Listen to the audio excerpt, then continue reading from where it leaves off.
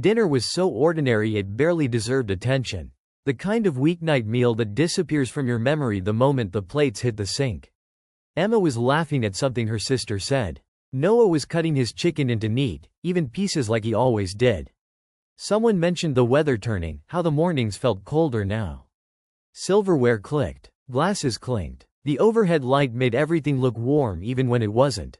Then Emma said it. Not quietly. Not as a joke. Not tucked behind a smile like a harmless tease.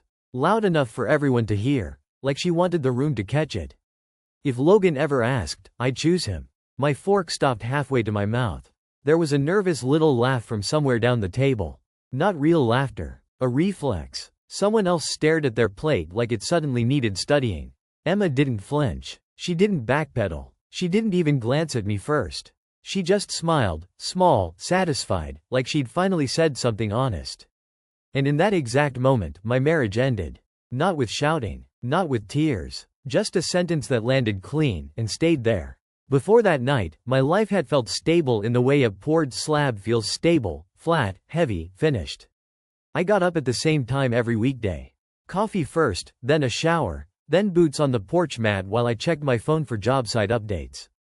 I ran operations for a small commercial outfit, the kind where you knew every foreman by first name and every delay by cause. My days were schedules, material lists, inspections, and the steady math of labor hours. Nothing dramatic, just work that rewarded consistency. Emma's routines fit around mine like they always had. She worked in an office downtown, something in client services that required a lot of smiling and quick calls. Mornings, she moved fast, hair up, makeup done, keys in hand, a travel mug she never actually finished. Evenings, she came home with the loose tiredness of someone who'd spent the day performing being pleasant. We ate. We talked about small things. Sometimes we didn't. The TV filled the gaps. Dinners blended together until they were less like separate days and more like one long week. I'd learned, over the years, not to ask unnecessary questions. Not because I was afraid of the answers. I just understood how life worked. People got stressed. People had seasons where they were distant. Emma stayed late sometimes. She'd text, running behind. Client thing. Don't wait up. It never felt suspicious. It felt like adulthood. Like bills and calendars and the way plans changed when you didn't want them to. There were little signals I noticed, but I treated them like harmless cracks in paint. A phone set face down more often than before. A new habit of stepping into the hallway to take a call. She started wearing perfume on days she said she'd be in the office all day, and I remember thinking it was nice, that she seemed to be taking care of herself again. Her laughter changed, too. Lighter in a way that didn't always reach her eyes when she was with me. But none of it stacked into a shape. It was just life doing what life did. If I'm honest, I wanted the calm to stay intact. There was comfort in predictability. We had a mortgage, a shared savings account, a drawer full of warranties for appliances we'd bought together. We had holiday plans penciled in on the fridge calendar. We had friends who knew us as a unit. Stability wasn't exciting, but it was something you could stand on. When Emma mentioned Logan, it never sounded like a warning. Logan was a name that floated in and out of conversation like a coworker or a client. Logan said this, Logan's team did that, Logan's funny. I didn't picture him as a person at first. Just a label attached to office stories. Sometimes she'd roll her eyes when she said his name, like he was a minor inconvenience. Other times she'd smirk. I didn't track which was which. I didn't keep score. That wasn't the kind of husband I thought I needed to be. Trust felt like the more reasonable choice. I'd seen guys tear their own homes apart with suspicion, interrogations, accusations that turned into self-fulfilling disasters. I wasn't interested in living like that. I told myself that if something was wrong, it would announce itself.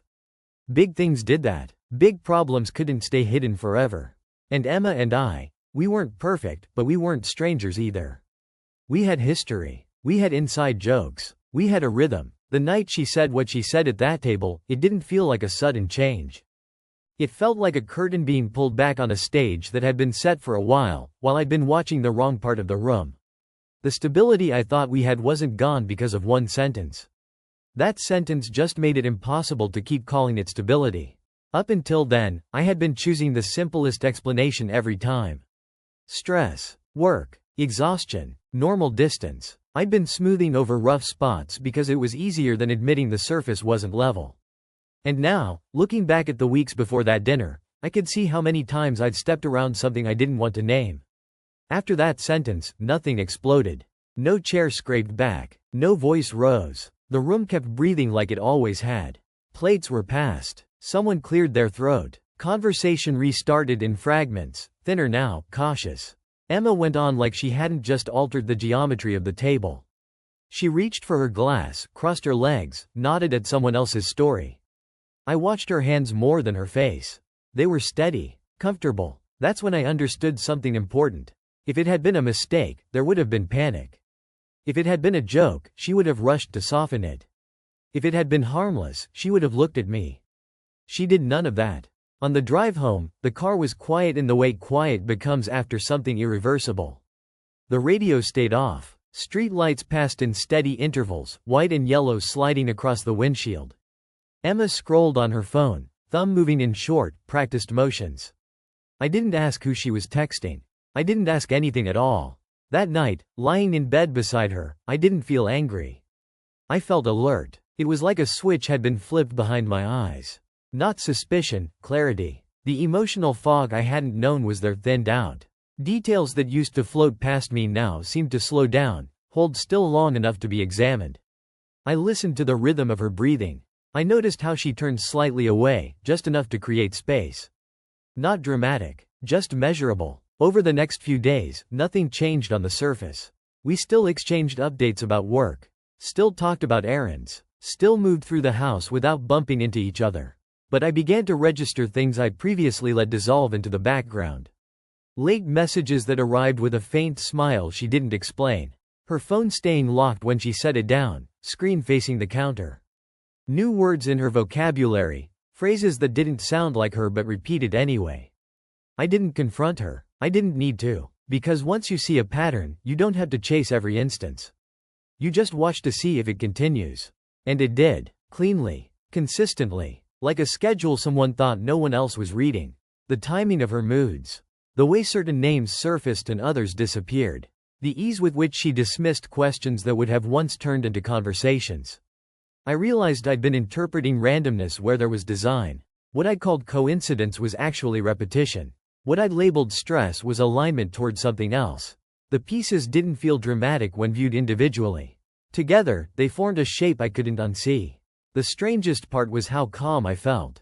Not numb, not defeated, just steady, as if my body had accepted a fact before my mind caught up. I went to work. I handled problems. I made decisions. But internally, something had shifted from participation to observation. I was no longer inside the story. I was watching it unfold, already aware of how these things tend to end, already unwilling to interfere just to delay the obvious. At some point, I stopped looking for explanations. Not all at once. It wasn't a decision I announced to myself. It was more like realizing you've been walking against the wind for miles and quietly stepping to the side of the road. The resistance just ended. I noticed it one morning while standing at the sink, rinsing a mug I hadn't finished. The old instinct, to replay conversations, to test alternate meanings, to imagine reasonable justifications, was gone. I didn't feel resolved. I felt finished. I understood then that answers wouldn't give me anything new. They wouldn't restore what had already shifted. They wouldn't turn her sentence back into something harmless. Whatever truth existed had already done its work the moment it left her mouth. Everything after that would just be detail. So I stopped trying to fix things. I didn't adjust my tone to invite reassurance. I didn't ask follow-up questions that disguised themselves as concern. I didn't lean in or pull away. I let things stay exactly as they were, because effort suddenly felt dishonest. Any move to correct course would have been based on hope, and hope no longer belonged to me. Emma noticed, eventually. Not directly. She commented once that I seemed quiet lately, said it casually, like an observation about the weather. I shrugged, said work was busy. It wasn't a lie. It just wasn't the whole truth. She accepted it easily, which told me more than the question itself ever could. Inside, something structural had changed. The part of me that waited, for affection to return, for alignment to reappear, for the familiar rhythm to settle back in, had shut down. In its place was something leaner. More deliberate. I started thinking in terms of boundaries instead of feelings. Timelines instead of intentions. What existed versus what was promised. I slept fine, ate normally, laughed at the right moments. But I was no longer investing.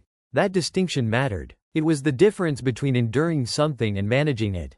Between being confused and being aware. I didn't feel the need to confront her because confrontation implies a desire to change the other person's behavior. I wasn't interested in that anymore. I only cared about understanding my position inside the reality that already existed. From that moment on, I decided to move differently. Not louder, not colder, just with precision. Every action measured, every response intentional. I would let things reveal themselves without interference. No chasing clarity, no forcing resolution, just allowing the truth to finish speaking in its own time. Once I made that shift, the noise disappeared. And in the quiet that followed, I realized I wasn't losing control. I was finally regaining it. At first, watching felt unnatural. I wasn't sneaking. I wasn't checking her phone or tracking her movements. I was simply present in a way I hadn't been before. Fully awake. When you stop participating, observation becomes easy. You notice tone instead of words. Timing instead of excuses. The way events repeat with small variations, like a system running a test. Emma talked the same amount, but said less. Stories arrived already edited. Details smoothed over before I could ask for them. Names swapped for vague references. Someone at work. A client thing. Just people. I didn't interrupt. I didn't challenge. I let the gaps stay empty. Silence has a way of pulling truth toward it if you let it. I noticed how often Logan's name surfaced indirectly. How conversations curved around him without ever landing. How she reacted when someone else mentioned him. Just a fraction of a second too slow, like her expression had to be selected instead of felt. None of it was dramatic. That was the point. Patterns don't announce themselves. They accumulate. The repetition became undeniable. The same justifications on different days. The same defensiveness when none was required. The same smile she wore when she thought she was being convincing. I began to recognize it as a performance, not malicious, just practiced. A role she'd been rehearsing long enough to forget she was acting. Other people noticed things too. A pause in conversation when I entered a room. A look exchanged between Emma and someone else that ended too quickly. Friends asking questions that weren't really questions. Family members growing cautious, choosing words carefully. I didn't feed it. I didn't clarify. I let their observations exist without direction. Facts gathered quietly. Dates, times, contradictions. Nothing I could point to in a single moment and say, there.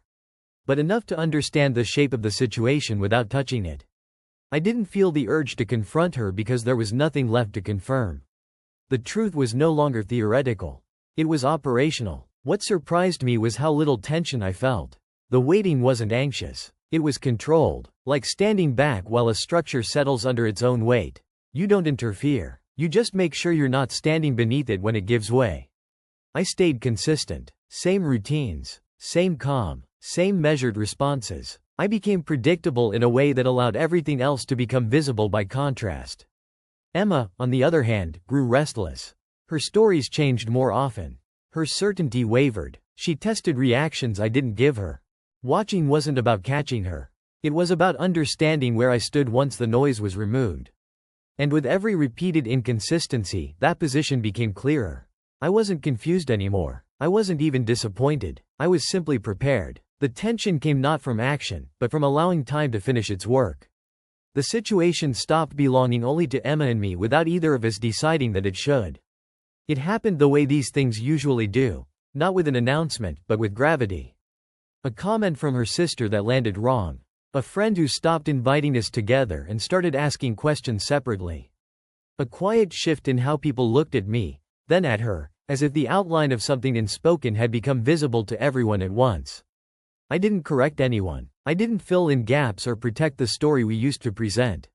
When people asked how things were, I said, "We're managing." It was accurate. Management had replaced partnership. Maintenance had replaced trust. The language fit. Family dinners became careful. Conversations rerouted themselves when Emma entered a room. Topics changed mid-sentence. There was a politeness to it that felt almost professional.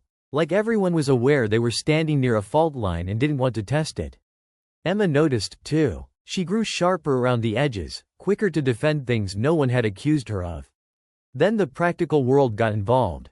Bank statements, calendar conflicts, a missed payment that shouldn't have been missed. A conversation with a lawyer that started just to understand options and ended with a quiet list of realities I wrote down without reacting. I didn't feel betrayed during those meetings. I felt oriented. Facts have a way of doing that. Work felt different as well. Not because I lost focus, but because clarity travels. When you stop wasting energy holding something together, that energy goes somewhere else. I became more decisive, less tolerant of inefficiency. People noticed. They always do. Stability, even under pressure, reads as competence. Emma started asking what I was doing. Not directly. Just small questions. Who was that call with? Why are you home late? I answered plainly. Nothing hidden. Nothing volunteered. She didn't like that. Transparency without reassurance unsettles people who are used to controlling narratives. What surprised me most was how little I tried to contain the spread. I didn't ask anyone to stay quiet. I didn't attempt damage control. I understood something by then. Once a situation leaves the private space, it can't be forced back in. Trying only makes the shape more obvious. So I let it ripple outward. Let each person draw their own conclusions from the same observable facts. The story no longer needed me to explain it. It was walking on its own now, touching everything it passed, and I stayed exactly where I was, steady, neutral, no longer responsible for how it was received. The conversations eventually happened. They didn't arrive as confrontations. They surfaced in pauses, in moments where the silence stretched just long enough that something had to be said. Emma would start talking before I did, as if speed might anchor her version of events before mine could exist. She explained first. Work stress, misunderstandings, people reading too much into things. She framed everything as circumstantial, unfortunate, slightly unfair. Her sentences were carefully assembled, like she'd practiced them in her head. Each one led neatly into the next, building a structure that looked stable if you didn't test it. I listened. I didn't interrupt to correct details. I didn't challenge timelines. I let her speak until she reached the end of whatever version she'd brought with her that day. When she finished, she watched my face closely, waiting for reaction, relief, anger, anything she could respond to. I gave her none. Another time, the story changed. Not completely. Just enough to adjust for what she thought I now knew. Certain names were included. Others disappeared. Motivations shifted. Innocence became confusion. Confusion became emotional neglect. The center moved, but the effort remained the same, to keep me engaged in the process of explanation. I still spoke very little. When I did, it was only to clarify logistics. Practical things. Schedules. Accounts. What would happen next, not why anything had happened at all. I wasn't cold. I wasn't cruel. I was precise. That unsettled her more than anger ever could have. She asked me once if I was mad. I told her no. That was true. Anger requires investment, and I had already withdrawn mine. What I felt instead was distance, clean, deliberate distance. The kind that doesn't fluctuate with new information. The kind that holds its shape. At some point, she realized the role I used to occupy was gone. I wasn't waiting for reassurance. I wasn't searching her words for sincerity. I wasn't hoping for a version of events that would allow things to return to how they were. I had stepped out of that position entirely, and there was nothing she could say that would put me back in it. The conversations lost momentum after that. Without reaction, explanation collapses. Without hope of influence, revision loses purpose.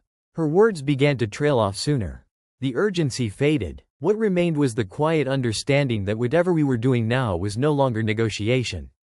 It was conclusion. And I stayed exactly where I was, speaking only when necessary, never stepping back into the man who waited, justified, or believed something could be talked back into place.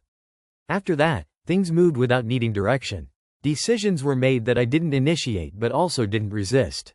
Accounts were separated. Schedules shifted. A spare room became occupied, then empty again. Emma began staying elsewhere some nights without offering explanations, and I didn't ask. The house adjusted the way spaces do when patterns change, quietly, efficiently. Relationships around us reoriented themselves. Some people chose sides without saying so. Others backed away entirely, uncomfortable with the absence of drama. Invitations slowed, then stopped. Messages became shorter. I understood it wasn't personal. People prefer stories with conflict or reconciliation. Ours offered neither. It was just unfolding, step by step, without spectacle. Emma's position collapsed faster than I expected. Not because I exposed anything, but because inconsistencies don't survive contact with reality for long. Stories told in isolation fall apart when repeated to different audiences. Timelines fray. Confidence erodes. She grew defensive with people she'd once been relaxed around. Explanations multiplied, then contradicted each other. I didn't need to be present for most of it. The momentum carried itself. I stayed consistent. I showed up where I said I would. Paid what I was responsible for. Kept my tone even. When asked direct questions, I answered directly. When asked for opinions, I declined. I wasn't trying to appear noble. I simply refused to add energy to something that was already resolving itself. There were moments when Emma seemed to wait for me to intervene. To argue. To demand something. To fight for a version of us that had already passed its expiration date. Each time, I did nothing. Not out of spite. Out of accuracy. You don't revive something by pretending it hasn't ended.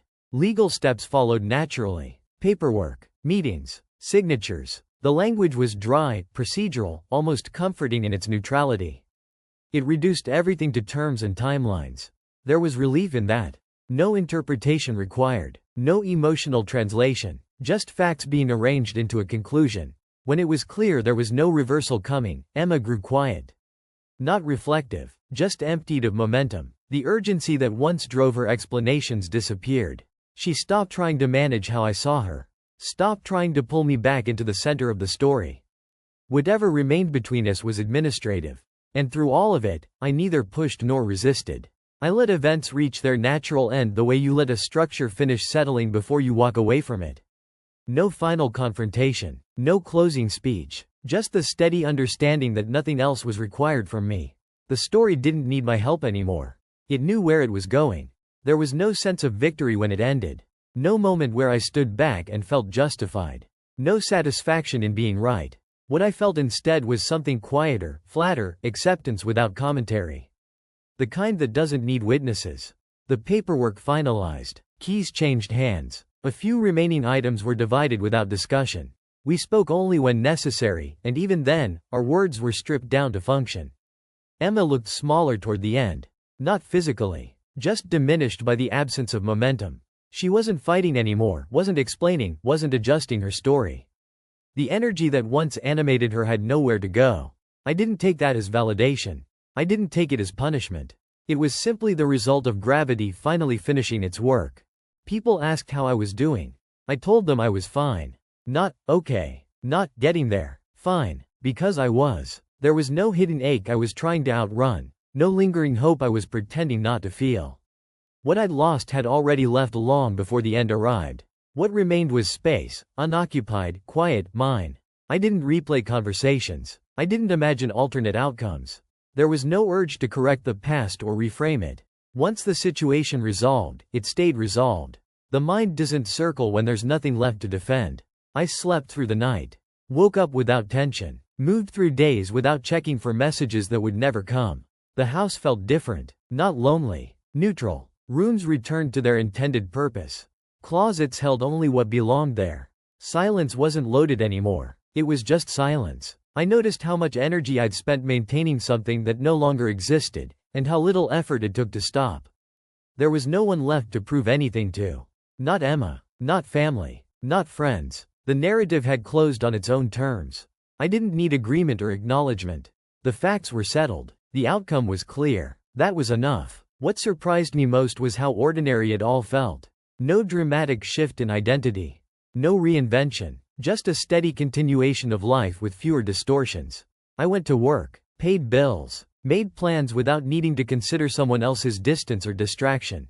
The absence of that calculation was relief in its purest form. I didn't feel hardened. I felt accurate. And that accuracy carried a kind of calm that didn't ask to be named. Life continued. From the outside, almost nothing looked different. I drove the same routes. Showed up to the same job sites. Paid the same bills on the same dates. If someone glanced at my days from a distance, they would have seen routine, not recovery. Internally, though, I was quieter in a way that felt permanent. Not guarded. Not numb. Just honest with myself. I no longer filled in gaps with optimism or softened truths to preserve comfort. What I saw, I accepted. What ended, stayed ended. There was no longer a need to interpret silence or search for meaning in small shifts of behavior. The weight I'd been carrying turned out to be unnecessary. Once it was gone, I noticed how much energy returned. Focus sharpened. Decisions came easier. I wasn't bracing for disappointment anymore, or preparing myself for conversations that never actually happened. My attention belonged to the present, not to managing uncertainty. I didn't feel reborn. I felt aligned. Sometimes, late at night, I thought back to that dinner. The table, the sentence, the pause that followed. It still amazed me how little drama it took to change everything. No betrayal revealed by screenshots or confessions. Just a single, unguarded truth spoken out loud. That was enough. One sentence at an ordinary dinner was all it took to wake me up. And once awake, I never felt the urge to go back to sleep.